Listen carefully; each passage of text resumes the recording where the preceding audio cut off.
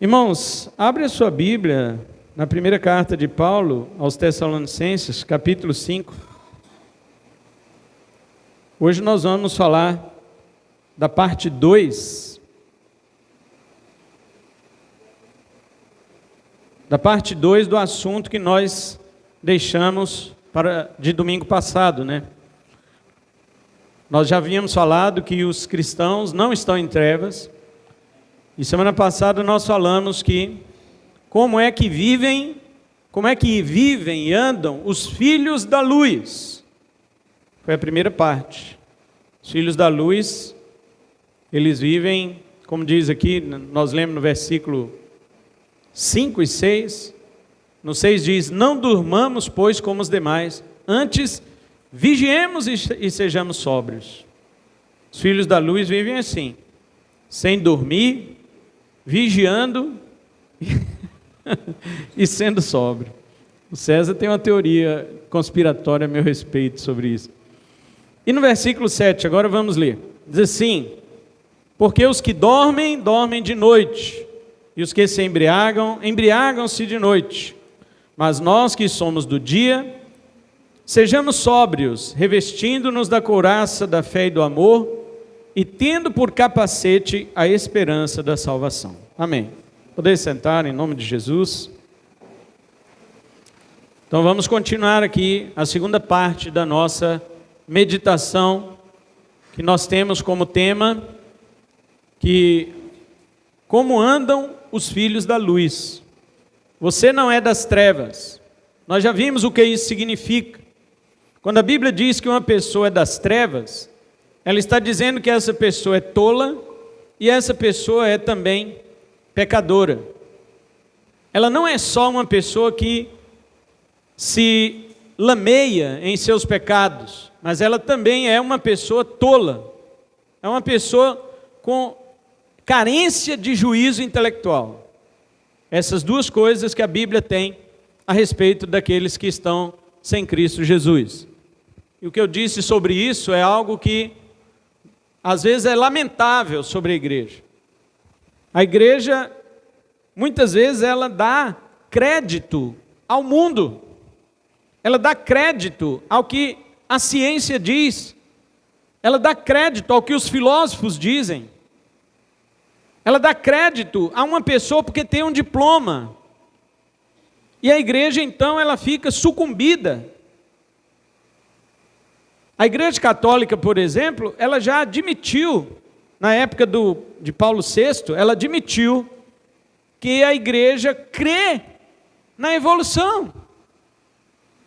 Porque a ciência darwiniana, ela tomou conta daquele final ali do século XIX, da metade do século XIX para cá, ela tomou conta do espaço nas escolas, nos laboratórios, em todo o campo de pesquisa científica, a evolução darwiniana tomou conta.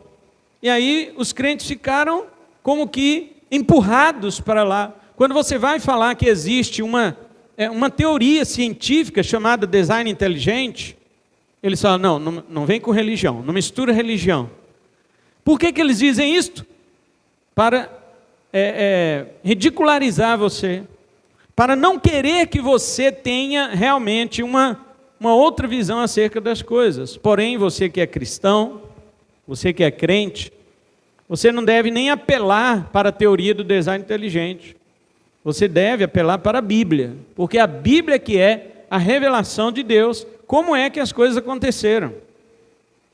Eu digo uma coisa para você, quando tudo começou, quem é que estava lá? Seu professor estava? Seu professor estava lá? Aí ele vai dizer, mas seu pastor também não estava. Eu digo para você, mas meu pastor estava. Meu pastor estava. Foi por meio do meu pastor que todas as coisas foram feitas. E a Bíblia diz que sem o meu pastor, nada do que foi feito se fez. Então quem é que pode dizer como é que foi feito? O meu pastor. Ele estava lá. Segundo a teoria evolucionista, as coisas para ser comprovadas cientificamente, elas precisam ser observadas, elas precisam ser olhadas, experimentadas. E quem é que viu esse Big Bang explodir? Quem foi que viu? Quem viu esse suposto meteoro que caiu na Terra e destruiu com os dinossauros? Quem viu uma ameba se transformar em um peixe transformar numa ave, e depois num orangotango, e depois em você? Quem viu isso? Hã? Alguém presenciou essas coisas? Irmão, eu estou zombando sim, eu estou zoando. E eu tenho que zombar. Eu tenho que zombar, porque a Bíblia chama essas pessoas de tolas. Esses cientistas que creem nisto, que engoliram essa conversa da evolução, do Big Bang e de outras coisas, essas pessoas, a Bíblia os chama de tolos, que estão nas trevas. E a Bíblia diz que você que crê na palavra e na revelação de Deus, você está na luz. Você é inteligente e você é santo. São duas coisas que a Bíblia fala para quem está na luz, que ele é inteligente e ele é santo. Então pronto. Aí nós recuamos porque o cara tem um diploma, aí a Igreja Católica vai lá e escreve: nós cremos que Deus sim, foi Deus que criou, mas através da evolução das espécies. Olha só. Sendo que a Bíblia diz, Deus diz, foi que ele fez segundo a sua espécie, e não por meio da seleção natural e nem da evolução das espécies, mas segundo a sua espécie.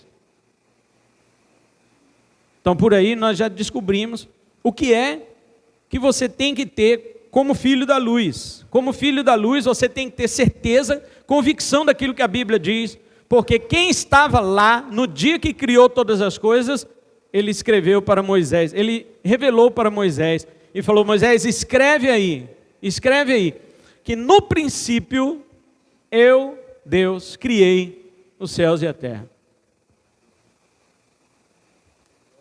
Olha o que o autor aos Hebreus, capítulo 11, versículo 3, ele diz: pela fé entendemos que o universo foi criado pela palavra de Deus, de modo que o visível não foi feito daquilo que é aparente, foi pela palavra de Deus. Deus disse assim: Andrômeda exista. Claro que Deus não chamou de Andrômeda. Quem chama de Andrômeda somos nós, os observadores. Mas foi Deus que chamou. Olha, irmãos, quando nós chegarmos no céu, nós vamos conhecer o nome de todas as sextilhões de estrelas que existem no universo. Porque a Bíblia diz que Deus criou todas elas e Deus chama cada uma pelo nome. Cada uma pelo nome. Deus chama cada estrela pelo nome. E quando nós chegarmos lá na glória, Deus vai dizer: vocês chamavam aquela de Cruzeiro do Sul, né? Pois é, o nome dela não é esse não. E Deus vai dizer o nome de cada estrelinha para nós. E chama pelo nome. E Deus diz: estrela tal, dê a sua luz. E coloque ela em uma distância com a sua luz já esticada. Aí enviaram o James Webb, que é um telescópio mais potente do que o Hubble. E o James Webb, ele faz captação de imagens e de vídeos de várias galáxias que estão distantes da nossa, realmente a 13,8 bilhões de anos-luz, mas de distância e não de tempo. Por quê? Porque segundo a teoria do Big Bang, se tudo isso tivesse realmente começado de uma pequena molécula e uma explosão, e essas coisas foram se expandindo como está se expandindo há 13,8 bilhões de anos, então o James Webb, que faz a captação da luz vermelha, que é o desvio para o vermelho, ou seja, quando a luz é emitida, ela vem ao encontro do observador primeiro com a luz azul, que é a luz onde ela percorre a sua distância. O desvio de luz, a fração de luz que fica para trás é chamada de redshift, que é a luz vermelha, é o desvio da luz vermelha. Ou seja, quando você ouve um caminhão do bombeiro ou da polícia passando com a sirene ligada, quando ela se aproxima, o som dela é alto. Quando ela passa, o som abaixa. O som, ele sai do agudo para o grave. Isso é o desvio da onda sonora. Porque aquele som vem contra o vento. Ele vem cortando o ar. Quem está antes do som, escuta ele agudo por causa do corte. Mas quando ele passa, você só escuta o desvio do som, por isso que ele abaixa o volume. Com a luz é a mesma coisa. E os observadores dos fótons chamam esse desvio posterior da velocidade que o fóton percorre de redshift, que é o desvio para a luz vermelha. E o James Webb ele foi construído e fabricado para isso, para observar o desvio do vermelho da luz. Então ele tem condição de observar realmente a distância que lá foi percorrida até chegar à nossa observação. A luz do Sol, por exemplo, ela demora 8 minutos para chegar ao nosso planeta. Se o Sol morrer agora, nós só vamos verificar que ele morreu daqui a 8 minutos, porque ele está a 150 milhões de quilômetros do nosso planeta. Mas existem outras estrelas e galáxias que estão a mais de 13 bilhões de anos-luz. Para você fazer uma conta dessa, 1 segundo-luz é 300 mil quilômetros. 1 segundo-luz. Você tem que multiplicar dos 300 mil por 60, que vai dar 1.800.000, para você ter 1 minuto-luz, 1 minuto-luz. E depois você tem que multiplicar 1.800.000 vezes 60 de novo, para você ter 1 hora-luz, 1 hora-luz. E depois multiplicar isso por 24, que são 24 horas, para você ter 1 dia-luz. E depois multiplicar isso por 365 para você ter 1 ano-luz, 1 ano-luz. E nós temos estrelas distantes de nós a 13 bilhões de anos-luz de distância. Mas como então que o James Webb capturou essas imagens? Porque os cientistas dizem para nós que há estrelas que já desapareceram e nós estamos vendo o brilho dela agora por causa da distância e do tempo. Mas que mentira, o James Webb tirou foto desse universo pronto, está lá na internet para todo mundo ver, a NASA disponibilizando as fotos e os vídeos, para todos verem que o universo está a 13 bilhões de distância e não de tempo, de distância. Por quê? Se ele tivesse a 13 bilhões de anos-luz de tempo, ele já tinha se desfeito e o James Webb ia capturar uma imensa escuridão lá para trás. Mas não foi o que ele capturou. O que ele capturou foram estrelas prontas, estrelas novas. Ele capturou coisas próximas uma da outra e não expandindo ou expandidas como se diz por aí. Os cientistas estão enlouquecidos, eles estão querendo saber o que vão fazer agora com a teoria do Big Bang. Aí os crentes falam assim: nossa, glória a Deus pelo James Webb. Não, glória a Deus pela Bíblia. A Bíblia já desmascarava as teorias científicas, porque quando Deus pegou uma daquelas estrelas, ele pegou ela e disse assim: brilhe, e ela brilhou, Deus esticou a luz dela até o observador. Pronto, qual o problema? Quando Deus criou Adão um bebezinho? Não, Deus criou Adão um homem pronto. Se você passasse lá e perguntasse: quantos anos você tem, Adão? Ele ia falar uns 15 minutos. Mas era um homem pronto, um homem perfeito, ele não era um bebezinho que cresceu. Deus criou o universo pronto. Deus criou o universo perfeito. Ele esticou as luzes de todas as estrelas para o observador. De fato, o universo está se expandindo. E ele caminha aí para essa expansão destrutiva, para esse esfriamento de matéria. Mas isso não começou há 13 bilhões de anos atrás. Negativo. Começou há pouco tempo, quando Deus criou o universo. Ele disse: haja, e houve. Isso eu estou mostrando para você, porque talvez você não acreditava na Bíblia. E isso não é para você se gloriar e se engrandecer. Isso é para você se envergonhar, porque você já devia acreditar na Bíblia, independente do que diz a ciência. A ciência, eu descobri hoje que um estudo científico de 2 semanas atrás chegou à conclusão que o leite não é inflamatório. E o povo estava mais de 20 anos sem tomar leite. Por que você não toma leite? É porque é inflamatório. Quem falou que é inflamatório? A ciência. Gente, a ciência não fala nada. Quem fala são as pessoas.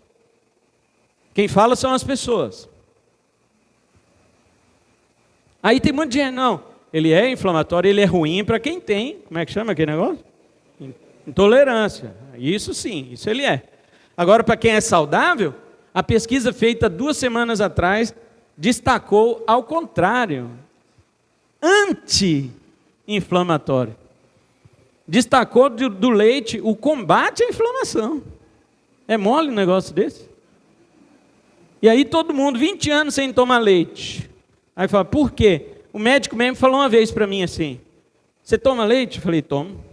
Ele falou, rapaz, você já viu algum animal adulto tomar leite? Eu falei, já. Ele, qual? Eu falei, os bichos lá de casa, eu boto leite lá na vasilha e eles tomam. Ele falou, não, mas eu estou falando do leite da mãe dele. Não, eles não tomam, eu também não tomo da minha mãe mais. E daí? O que tem a ver? Gente, a maior burrice que eu já vi um médico falar foi isso. E eu depois perguntei, mas doutor, desde quando o animal é padrão para mim?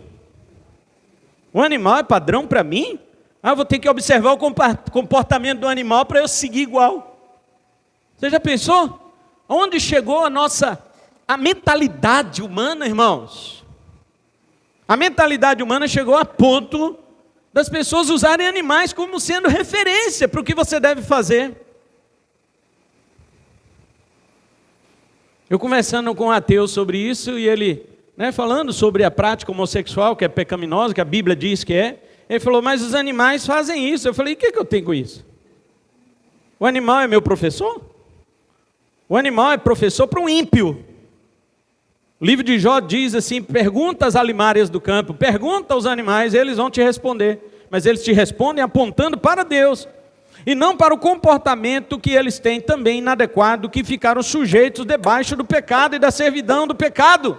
A Bíblia diz em Romanos 8,18 que a natureza ficou subserviente ao pecado, aguardando que os filhos de Deus sejam glorificados, para que ela também seja redimida do cativeiro da corrupção. Eu não ia falar isso, mas eu estou mostrando o que é estar em trevas. Estar em trevas é isso, é você ser guiado pela ciência. Eu fiquei 20 anos sem tomar leite, agora eu vou tomar leite 20 anos para recuperar o tempo perdido. E daqui 10 anos a ciência vai falar outra coisa sobre o leite, e aí, o que você vai fazer? Você está vendo que toda hora ela troca de opinião? E a Bíblia troca de opinião em que momento? Nenhum. Jesus falou, passarão os céus e a terra, mas as minhas palavras não vão passar. Acabou.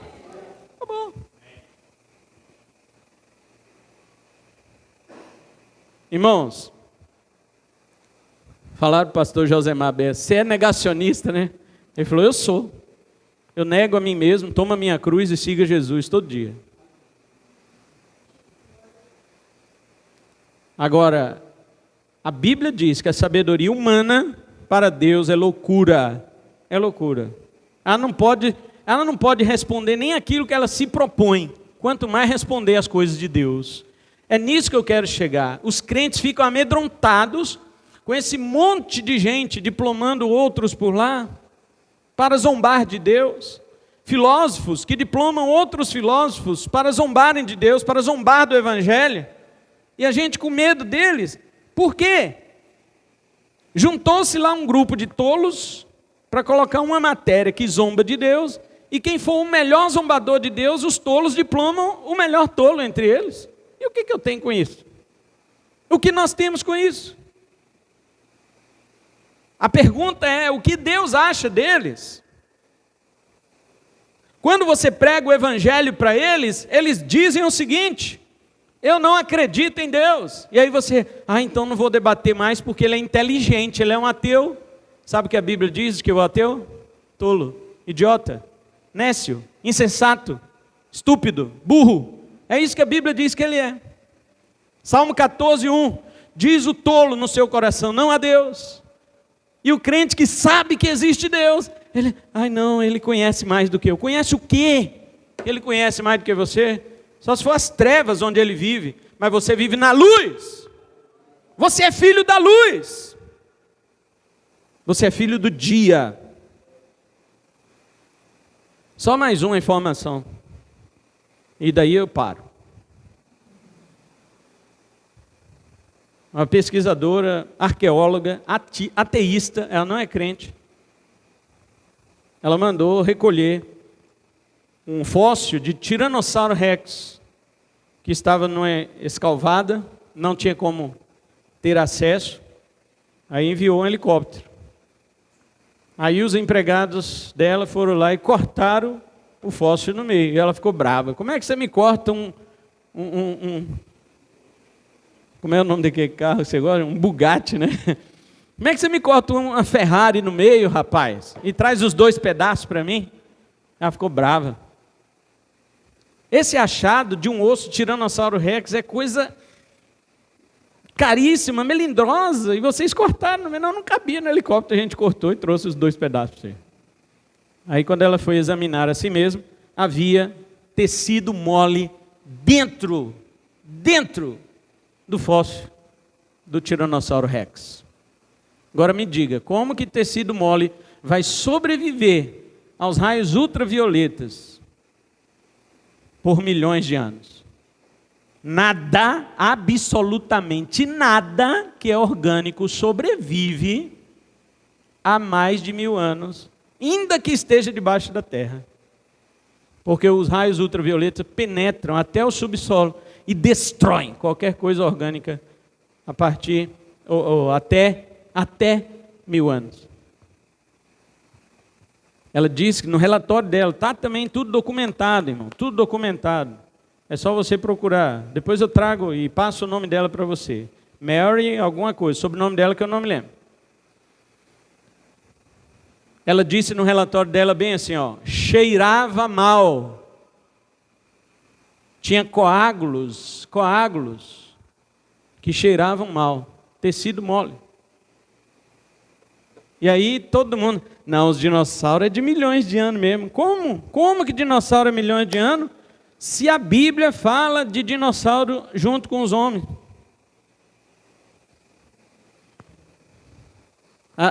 Pastor agora está apelando. Não é? Todo mundo fica assim, o pastor agora apelou. Pois é bom ler a Bíblia de vez em quando. É bom ler a Bíblia de vez em quando. Pastor, mas pelo menos o dilúvio deve ter destruído com os dinossauros. Destruiu, muitos, mas não todos. Porque a Bíblia diz que de todos os animais Deus mandou pelo menos um casal, ou 2 casais, né? Ou 7 casais, né? 7 pares dos animais puros e 2 pares dos animais impuros. Dinossauro é um animal impuro, então só entrou 2 ali para serem preservados. E a Bíblia fala só de 2 mesmo. Embora outras espécies possam ter sido preservadas, obviamente que eles são de difícil reprodução e vão se extinguir mais rápido mesmo, mas isso não em milhões de anos. Que milhões de anos o quê? Quem estava lá para ver milhões de anos? O Deus que revelou a Bíblia diz que eles estavam vivos aí na época dos homens. Pronto, eu fico com a Bíblia e não me importo com nenhum diploma desses caras. Eu quero ver se eles vão esfregar o diploma na cara de Deus e entrar no céu no dia do juízo. Agora eu tenho um diploma. O diploma de justificado em Cristo Jesus. Você tem um diploma de justificado porque você crê em Cristo e na palavra dele. E quem crê em Cristo tem que crer na Bíblia, como ela é. Porque Jesus cria na Bíblia como ela é. Quando ele estava na terra, ele disse, João 10,35, a Escritura não pode falhar. Não pode falhar. Porque ela foi revelada pelo Pai dele. E aí os crentes ficam tudo com medo. E eu digo, não tenha medo. Por quê? Porque Paulo, agora voltando para o nosso texto, Paulo diz assim, os dormentes de noite é que dormem, e os bêbados de noite é que bebem. Versículo 7. Paulo está colocando os praticantes do mal em seu devido lugar. Você está achando, meu irmão, que incredulidade é algo admirável? Veja aqui comigo. Deus arrancou você da incredulidade deste mundo e você admira os incrédulos deste mundo? O que é? Está querendo voltar para a incredulidade? Paulo coloca os praticantes do mal no seu lugar devido. Ah, pastor, mas o ateu, o cientista ateu, meu professor ateu, ele não é mau, ele é gente boa. Queridos, como ele pode ser gente boa e negar o Deus que você ama, o Deus que você serve? Como ele pode blasfemar do Deus que você ama na sua cara e você não dizer nada? Você deixaria alguém bater na cara da sua mulher e depois você disse, não, você é gente boa, você é meu amigo? São coisas diferentes. Você bate na minha mulher porque ela, né, brigou com você, mas como você é meu professor, eu deixo. Se você não faz isso pela sua esposa, se você defende ela, por que você não defenderia Deus, que é o seu maior amor?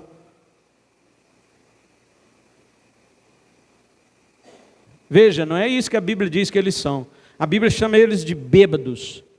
Não é porque eles bebem, não. Pode até beber também, mas não é por isso que a Bíblia chama. A Bíblia chama eles de bêbados porque eles estão atolados em seus pecados. E a Bíblia chama eles de dormentes, porque eles estão perdidos em suas trevas espirituais.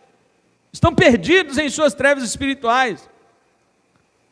Eu acho que essa história do James Webb, essa história do fóssil do Tiranossauro Rex, é para mostrar para nós vergonha de que a gente já devia estar crendo na Bíblia e nunca ter se abalado com nenhum desse tipo de conversa deles, nenhuma.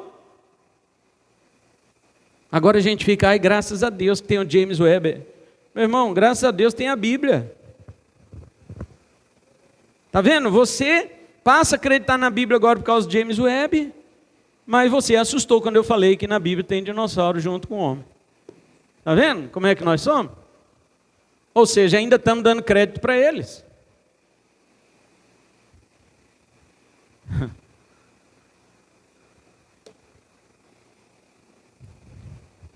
Eles são dormentes porque são incrédulos. Dormem no sentido de viverem acomodados em suas trevas. Sabe o que é isso, irmãos? Uma pessoa que está nas trevas, está na escuridão, ela gosta daquilo.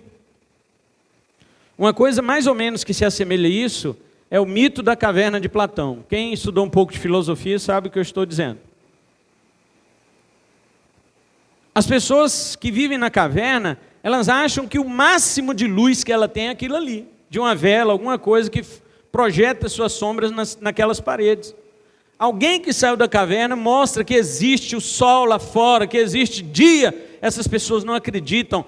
A Bíblia compara os ímpios desta maneira: eles estão em suas cavernas escuras, dos seus pecados e da sua tolice. E quando você prega, diz para eles que existe a luz do mundo, o sol da justiça. Eles negam, e você às vezes fica com medo.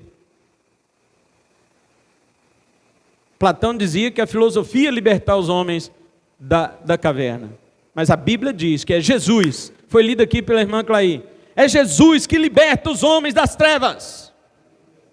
Jesus disse o seguinte: eu sou a luz do mundo, quem me segue não andará em trevas, mas terá a luz da vida. Então é isso que Paulo está dizendo. Os que dormem de noite, ou seja, esses incrédulos vivem nas trevas, não é porque é o horário da noite, não é isto. Paulo está falando que a vida deles inteira é uma vida de trevas, é uma vida de escuridão, é uma vida tapada, é uma vida que se preocupa e vê as coisas somente dentro da sua caverna. Eles não têm condição de olhar para o alto, irmãos. Agora, Jesus te deu condição de olhar para o alto. Jesus diz: quando vocês virem estas coisas acontecerem, ergam as vossas cabeças, olhem para o alto, porque está próxima a vossa redenção. Lucas 21, versículo 29. Olhe para o alto, porque está próxima a tua redenção. Você tem condição de olhar para o alto, o ímpio não tem. É por isso que eles precisam ouvir o evangelho que você prega.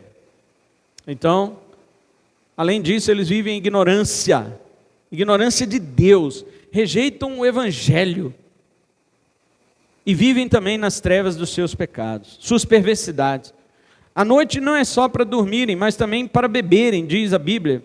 Ou seja, nada disso aqui é literal, viu, irmãos? Paulo não está dizendo que esses caras estão dormindo na hora dessa, e nem que eles estão bebendo. Pode até estar, mas não é isso que Paulo está dizendo. Paulo está dando um exemplo. Normalmente, quem dorme que hora? César já... Essa teoria da conspiração. Normalmente, quem dorme à noite. E na época do apóstolo Paulo, os farreadores, os festeiros que iam beber, era à noite que eles iam se embriagar. E é isso que ele está dizendo, que essas pessoas ímpias, eles vivem se lameando nas trevas do seu pecado. Eles não estão apenas desligados de Deus de forma negativa, mas também estão afrontando a Deus de forma positiva. Não é que eles apenas só se esquecem de Deus, mas eles estão afrontando a Deus com seus pecados. Mas quanto mais o tempo passa, mais eles se mostram desavergonhados e descarados. Os ímpios estão, hoje em dia, por exemplo, não existe mais hora para se beber. As pessoas se embriagam em pleno dia. As pessoas vivem na sua devassidão em pleno dia.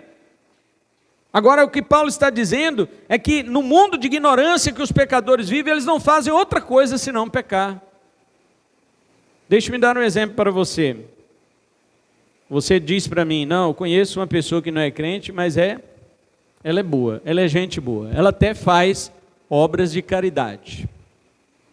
E eu vou dizer para você qual é o teste que uma obra de caridade deve passar para que Deus considere uma obra boa. Qual é o teste? Primeiro, ela tem que vir de um coração puro e transformado. Já perdeu o teste. O ímpio não tem um novo coração. O coração dele, diz a Bíblia, é um coração pecaminoso. É um coração de trevas. É um coração de pedra. É um coração que ignora Deus. Então já perdeu no teste. Segundo, tudo que ele fizer como boas obras tem que estar de acordo com a Bíblia. Tem que estar de acordo com a Bíblia. Os ímpios fazem boas obras de acordo com a ideia deles. A ideia deles. Eles não seguem a Bíblia para fazer boas obras. Eles seguem a cabeça deles. E terceira coisa, a Bíblia diz que toda boa obra tem que ser feita para a glória de Deus. Os ímpios fazem suas boas obras ou suas caridades para a sua própria glória. Eles fazem isso para se mostrar diante dos homens, para dizer perante os homens que eles são pessoas boas. Eles perdem em todos os testes que a Bíblia coloca para realizar uma caridade. E aí a pessoa fala, mas eu não vejo crente fazer caridade. Mas a questão é a seguinte, o crente, tudo que ele faz tem que proceder de um coração novo. Você nasceu de novo? Amém? Se você nasceu de novo, então até o café da manhã que você toma tem que ser de um coração puro. Se você é uma pessoa nova em Cristo Jesus, se você é uma nova criatura em Cristo Jesus, até mesmo seus estudos têm que ser para a glória de Deus. Se você é uma pessoa crente e que faz as coisas para agradar a Deus, tudo que você fizer tem que estar de acordo com a Bíblia, porque a Bíblia é o pensamento de Deus para nós. Alguém diz para mim, mas eu não concordo com a Bíblia. Algumas coisas sim, outras não. Bom, primeiro eu te pergunto, como você sabe que a parte que você concorda está certa? Já que você tem uma parte que você não concorda, que você acha errada. Quem te garante então que a que você acha certa realmente está certa? Talvez aquela parte que você acha certa esteja errada. E como é que você vai saber então agora se a parte que você concorda com a Bíblia está realmente certa? Agora, por qual padrão, segunda pergunta, por qual padrão você descobriu que aquela parte da Bíblia que você não concorda está errada? Qual padrão que você usou? O que está acima da Bíblia que você usou para dizer que a Bíblia está... Porque quando eu defino se uma coisa está correta ou errada, eu tenho que ter um padrão acima dela para poder mostrar se aquilo está certo ou errado. Se eu falo que esse púlpito ele tem 90 centímetros de largura, eu tenho que pegar uma régua para provar que é. E mesmo assim esta régua ela tem que passar pelo metro. E quem é que fiscaliza o metro? Como é que eu sei que 90 centímetros é realmente 90 centímetros? Está vendo? Uma hora ou outra você tem que confiar. Você tem que confiar. Não, eu confio que os caras do Inmetro colocaram ali os centímetros muito certinho. Mas você não sabe se alguém pagou para ele fazer uma régua com um centímetro diferente, porque na empresa dele fazer uma medida menor para ele ter mais lucro, gastar menos material e com a medida ideal. E se ele pagou o cara do Inmetro para fazer essa troca, essas pequenas alterações no centímetro, como é que vai saber que isso tem 90 centímetros? Está vendo? Agora, a palavra de Deus é confiável. Se você escolhe uma parte e diz que ela não serve, o que é que garante a você que a outra que você gosta serve? E outra coisa agora, eu digo de modo espiritual para você que diz que não crê em tudo na Bíblia. Se você diz que não crê em tudo na Bíblia, eu digo para você, você não pode dizer então que é cristão. Porque o cristão crê em tudo que está na Bíblia e ele crê que a Bíblia é a palavra de Deus. Se ele questiona que a Bíblia é a palavra de Deus, ele não pode ser um cristão. São duas coisas antagônicas. Então é isso aí. É normal que alguém durma à noite. É normal que alguém, se for embriagar, embriague-se à noite. Assim também é normal para o ímpio ser aprisionado na noite da sua estupidez sobre Deus e sobre as coisas espirituais. É normal. Por isso que Paulo diz que quando Jesus voltar, eles estarão em trevas. Por quê? Jesus pode voltar à luz do pleno dia, irmãos. Jesus pode voltar à luz do pleno dia. Mas espiritualmente, eles estão na escuridão. Não há momento em que o ímpio esteja na luz, a não ser quando ele se converte, a não ser quando ele reconhece a sua falência diante de Deus, e então confessa Jesus como seu Senhor. Aí ele sai das trevas e vem para a luz. Aí a qualquer hora que Jesus voltar, ele está na luz. Jesus pode voltar à noite, ele pode estar dormindo. Essa é a sua teoria da conspiração. Ele pode estar dormindo à noite, e Jesus volta e ele é levado por Cristo para a glória, porque ele está na luz, a luz espiritual. Qualquer hora que Jesus voltar, ele está na luz. E para encerrar hoje, verso 8: nós, porém, que somos do dia, sejamos sóbrios, tendo vestido o colete da fé e do amor, e o capacete da esperança da salvação. Vejamos o que isso significa, e já encerramos nossa pregação. Paulo está fazendo aqui um contraste. Nós somos do dia. Então, em vez de ser bêbado, seja sóbrio. Em vez de ser atolado no seu pecado, tenha a faculdade do seu raciocínio em consonância com a mente de Cristo. 1 Coríntios 2,16, Paulo diz: nós temos a mente de Cristo. Você crê que você tem a mente de Cristo? Um dia eu perguntei para uma pessoa, ela falou: não, pastor, não posso ter a mente de Cristo. Eu não sei tudo que ele sabe. Eu disse: a Bíblia não está dizendo que você é onisciente. Ela está dizendo que você tem a mente de Cristo. São duas coisas diferentes. Onisciência pertence só a Ele, só a Deus. Ter a mente de Cristo quer dizer que você tem uma mente que compreende as coisas espirituais, que o mundo não entende. Quando você prega o Evangelho para uma pessoa do mundo, a Bíblia diz que ela não vai entender e ela não vai aceitar, porque parece loucura para ela. Aí você me pergunta: então por que pregar o Evangelho se a pessoa não vai entender? Eu digo para você por que você deve pregar o Evangelho, por dois motivos. Primeiro, porque entre aqueles que estão lá fora, existe aqueles que Deus vai abrir o entendimento deles, para que eles entendam o Evangelho que você está pregando e eles se convertam ao Senhor. Existem esses, que são os eleitos de Deus. Em segundo lugar, quando você prega para alguém que não é eleito de Deus, cuja mente não vai entender de forma espiritual o que você está pregando, aquilo que você pregou para ele servirá de testemunho contra ele no dia do juízo. Ele não poderá dizer para Deus que ele não ouviu. Então, continue pregando. Eu já falei para os irmãos que eu sou um péssimo evangelista, porque eu prego para a pessoa e ela fica com raiva de mim. Eu falo: mas eu estou querendo livrar a pessoa do caminho do inferno e ela fica com raiva de mim? Como pode? E olha que eu não prego brabo assim, igual quando eu estou pregando aqui na frente, não. Quando eu estou conversando com a pessoa, eu sou bem mansinho, cortês, eu sou de fala tranquila. As verdades são as mesmas, mas a forma de falar é mansa. Eu falo suavemente. E a pessoa ainda fica com raiva de mim. E eu penso assim: Deus, o Senhor não me chamou para ser um evangelista. Eu conheço irmãos que ele não fala nada com o cara. Ele olha para o cara e fala assim: vamos na igreja? O cara leva a família inteira. Eu espanto famílias. O cara faz um convite e a família inteira vem, todos gostam, é uma alegria, é um prazer sempre receber. É bom, mas eu não consigo trazer. Então, você acha que por causa disso eu vou parar de pregar o evangelho? Eu não posso parar de pregar o evangelho. Apóstolo Paulo disse: ai de mim se não pregar o evangelho. Ai de mim. Se Paulo disse isso, ai dele. E eu então? Se ai de Paulo, ai de mim, pior ainda. Quantas vezes ai? Mas você não está na noite. Você tem a mente de Cristo. Viva desse modo. O ímpio é da noite. Ele dorme e é bêbado. Mas o crente é do dia. Portanto, ele é o quê? Vigilante e sóbrio. Olha o contraste. Quem é da noite, bebe e dorme. Quem é do dia, é sóbrio e se mantém acordado. Se mantém vigilante. Tem nada a ver, viu, César, com aquilo que você acha.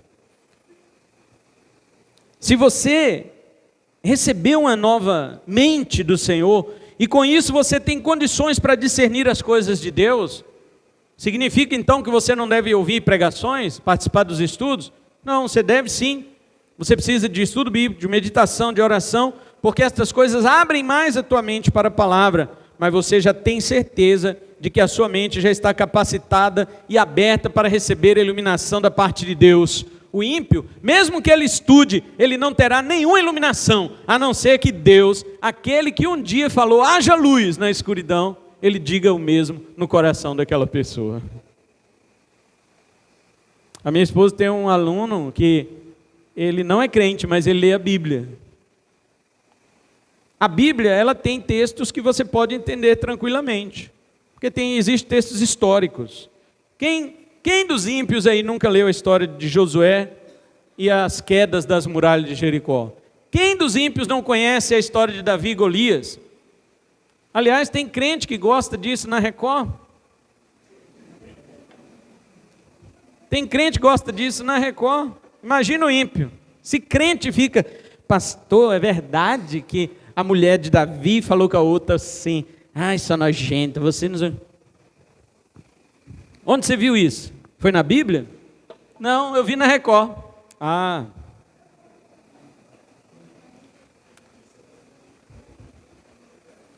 Agora você imagina o ímpio. O ímpio conhece as histórias, ele pode até ler na Bíblia, e ele pode entender essas histórias. Agora eu pergunto uma coisa para você. O ímpio pode saber, olha um exemplo. Eu estou falando só de história, que é mais fácil que tem para entender na Bíblia. O ímpio pode entender que quando Davi foi enfrentar Golias, ele representava o nosso campeão, Jesus. O ímpio pode entender isso? Que assim como Davi não quis usar as armaduras de Saul para pelejar contra o gigante, Jesus também não quis usar a sua divindade para vencer o diabo no deserto. Ele venceu com as suas roupas de homem, com a sua carne humana. Ele venceu dependendo da palavra de Deus Pai, porque ele disse, nem só de pão viverá o homem, mas de toda palavra que sai da boca de Deus. Ele falou para o diabo, e Davi disse para Golias, eu venho a ti, não com as minhas forças, mas em nome do Senhor dos exércitos. O ímpio pode descobrir isso? Não pode, acho que nem crente sabia disso. Agora imagina ímpio. O ímpio pode saber que toda a história da Bíblia aponta para Jesus? Não pode. Mesmo que ele entenda a história, ele não pode ver Cristo na história da Bíblia. Não pode. Ele acha que Cristo foi um personagem que veio à existência ali, em Mateus, Marcos, Lucas, João. Mas que antes disso, a história de Israel era irrelevante. O ímpio pode ler a Bíblia, irmãos. É até bom que ele leia, para ele não ficar... ele não ter desculpa diante de Deus. Mas não significa que ele está entendendo não, viu? Não, o cara lê a Bíblia, ele vai, nossa, o cara lê a Bíblia. Ele está entendendo? Ele pode compreender o fator histórico, mas ele tem compreensão espiritual sobre aquilo? Não, ele não tem a mente de Cristo, portanto ele não vai entender. É necessário que você vá lá, pregue para ele, eu vá lá, pregue para ele, E então é necessário, antes de tudo, que ele se converta ao Senhor, seja humilde, que ele baixe sua cabeça e reconheça que é pecador, miserável, e precisa confessar seu pecado, e então se entregar a Cristo como único Senhor e Salvador da vida dele, e então Cristo pega a mente dele, abre, ilumina, joga luz lá dentro. Agora sim, ele vai ver Jesus em tudo quanto é lugar. Ele vai ver Jesus. Está vendo? Toda a Bíblia é sobre Jesus. Então, sua sobriedade, sua vigilância estão justamente em o fato de você ter um discurso contrário do mundo. Você é regido pela palavra de Deus. É a palavra de Deus que guia tua mente. Caso contrário, até você que se diz crente também será dormente, embriagado, irracional e, portanto, das trevas e não da luz. O crente que vigia, diz Paulo, ele se revestirá do colete, que é a couraça, a versão, né? A versão de vocês fala couraça, outras fala armadura, a tradução original fala colete. Você vai se vestir do colete da fé e do amor, e vai cobrir sua cabeça com o capacete da esperança da salvação. O que vocês notaram aqui? O que vocês notaram? Esqueça as armaduras, esqueça a couraça e o capacete. Veja para onde eles apontam. Couraça aponta para quê? Duas coisas: fé e amor. E o capacete aponta para quê? Esperança. Está vendo como nós somos? O que você viu no texto aqui, irmão? Eu vi um capacete e um colete, eu vi uma couraça. Irmão, olha mais, o que você viu? Não, pastor, as outras armaduras estão tudo em Efésios. A espada, a sandália, o escudo, não está aqui. Aqui só tem dois. Aqui só tem o capacete e a couraça. Irmão, olha no texto, o que você está vendo? Ele não vê a fé, ele não vê o amor, ele não vê a esperança. Você sabe o que são essas três coisas? As três virtudes devocionais, as três virtudes teologais do crente. Aquelas que Paulo diz em 1 Coríntios 13, ele diz assim: agora, pois, permanecem a fé, a esperança e o amor. Esses três, mas o maior deles é o amor. É isso que você tem que ver aqui agora. Paulo não está falando de batalha espiritual aqui não. Lá em Efésios sim, ele está falando de batalha espiritual. Aqui ele está falando de quê? De postura de sobriedade. Ele está falando de vigilância. Ele está falando de crente que não dorme, de crente que não vive na bebedeira espiritual. Ele diz do crente que está com o capacete da salvação, da esperança sobre sua cabeça. Ou seja, se eu espero Jesus, eu tenho que estar pronto para que Ele venha. E quando diz fé, eu creio que Ele vai voltar, eu creio que Ele virá. E quando diz o amor, essa é a forma com a qual eu ando, é assim que andam aqueles que são filhos da luz. Ele anda em amor, ele anda mostrando o amor de Deus, tanto na sua pregação para o ímpio, como na sua convivência para com os irmãos. Paulo não está falando de batalha espiritual aqui não, é diferente. Um crente sem fé não é crente. Um crente sem amor não é crente. Hebreus 11:6 fala, sem fé é impossível agradar a Deus. E em 1 João 4:8, aquele que não ama não conhece a Deus. Está vendo? E um crente sem esperança, ele não é crente. Porque a Bíblia diz, para que não sejais como os demais que não têm esperança. Quem são os demais? Os ímpios. Os ímpios não têm esperança. Nós temos esperança. Nós somos o único povo que não tem medo de morrer. Amém? Amém. Hã? Eu já contei a história do pastor que combinou com um soldado do exército, né? Entrou vários soldados na igreja armados. Quem for crente aqui vai morrer agora. Eles estão pulando gente pela janela, pela porta lateral, atropelando pastor, soldado, saindo por cima de banco, todo mundo. Ficou só a irmãzinha lá sentada. E o pastor, minha irmã, só você foi realmente fiel. Ela, fiel nada, pastor, a muleta aqui, ó, não consegui, foi correr. Levantou a muletinha dela. Eu ficou com medo, mas não deu conta de correr. Crente é a única pessoa do mundo que não tem medo da morte. Por que ele não tem medo de morrer? Porque ele tem esperança. Ele tem esperança. Você sabe que quando você partir desta vida, você vai estar com Cristo.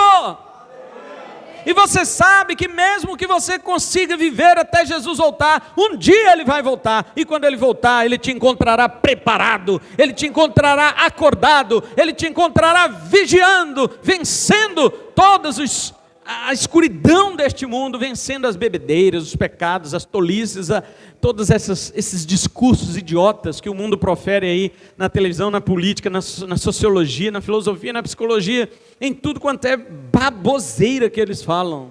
Você se mantém sóbrio. Irmão, não é proibido você ouvir nada não, é bom que você não é surdo. Mas você avalia tudo pela palavra de Deus.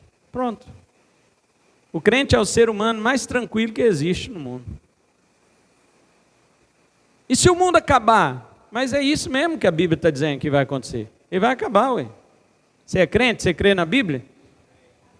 Você tem medo do Apocalipse? O Apocalipse, ele é um livro de esperança. Então, quando a Bíblia diz que o mundo vai acabar, vai mesmo. Que as pessoas serão destruídas pela vinda de Jesus Cristo, você não vai ser. Quando Jesus aparecer nas nuvens, você será transformado em outro corpo de glória. Então não tenha medo do fim. Quando você morrer, sua alma será glorificada e levada para o céu, aguardará a ressurreição dos mortos. É assim que você, meu irmão, anda em vigilância. É assim que andam aqueles que são chamados filhos da luz. E por aqui nós encerramos o nosso versículo 8. A partir da semana que vem, 9 até o 11. E vamos fechar a ideia deste sermão, que é o dia do Senhor e a conduta dos crentes. É sobre isso que estamos falando, do tema geral. O dia do Senhor e a conduta dos crentes. Você está preparado para o dia do Senhor? O dia do Senhor será um dia de choro, um dia de desespero para o ímpio. Desespero. Quando dá um terremoto, o ímpio já fica desesperado. Na vinda de Jesus, eles vão gritar para os montes: caiam sobre nós. Eu prefiro agora, eles que têm medo do terremoto hoje, eles vão preferir terremoto, que montes caiam sobre ele, do que encarar a vinda de Jesus. A vinda de Jesus será pior do que terremoto.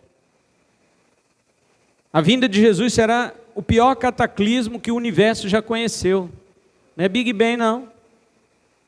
Não é meteoro que caiu na Terra e os dinossauros... Tá vendo aquela estrelinha lá, Zé? Aí o Zé falou: qual? Bum! Não é isso, não. A vinda de Jesus será a pior catástrofe que toda a humanidade vai conhecer. E ainda que eles morram, terão que ressuscitar para encarar Jesus agora diante do trono dele, trono de justiça, onde ele julgará todos, vivos e mortos, grandes e pequenos. Você só vai escapar se você for filho da luz, se você for filho do dia. Se você for das trevas, você não vai escapar desse dia. E não adianta falar: eu sou das trevas, ele não vai ver onde eu estou, que eu estou no escuro. Não. Os olhos dele veem todas as coisas, ele vai te achar. Salmo 139, verso 12, fala assim: as trevas e a luz são para ti a mesma coisa. Deus tem visão infravermelho. Ele vai te achar. Amém? Vamos ficar em pé e vamos orar ao Senhor.